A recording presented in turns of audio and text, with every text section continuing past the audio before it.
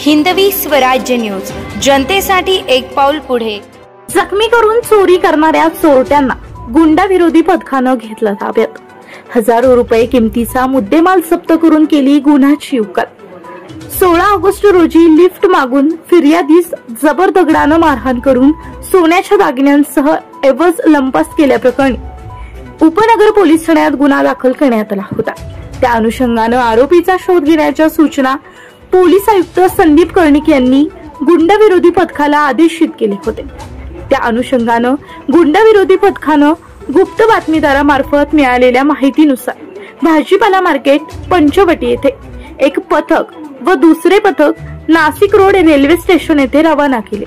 त्यानुसार 21 ऑगस्ट 2024 रोजी पहाटेच्या सुमारास गुंडाविरोधी पथकाचे प्रभारी पोलीस निरीक्षक व पोलीस अंमलदार राजेश राठोड, अक्षय गांगुर्डे, गणेश भागवत यांनी नाशिक रोड रेल्वे स्टेशन येथे सापळा लावून अनिल गौतम इंगळे वय 22 वर्ष राहणार भाजीपाला मार्केट पंचवटी नाशिक, मूळ राहणार सिल्लोड औरंगाबाद, अभिषेक सुनील चौगुले वय 24 वर्ष राहणार अवधूतवाडी दिंडोरी रोड पंचवटी नाशिक या दोघांना रेल्वे स्टेशन परिसरातून शिताफीनं ताब्यात घेऊन त्यांच्याकडे गुन्ह्यासंदर्भात चौकशी केली असता त्यांना मौज मजा करण्यासाठी पैशांची गरज असल्यानं त्यांनी फिर्यादी यांना मारहाण करून त्यांची गाडी व मुद्देमाल घेऊन सिल्लोड जिल्हा औरंगाबाद येथे पळून गेले व गुन्ह्यातील मुद्देमाल सिल्लोड औरंगाबाद येथे असल्याबाबत माहिती देऊन त्यांनी गुन्ह्याची कबुली दिल्यानं त्यांना पुढील तपासासाठी उपनगर पोलीस स्टेशन नाशिक शहर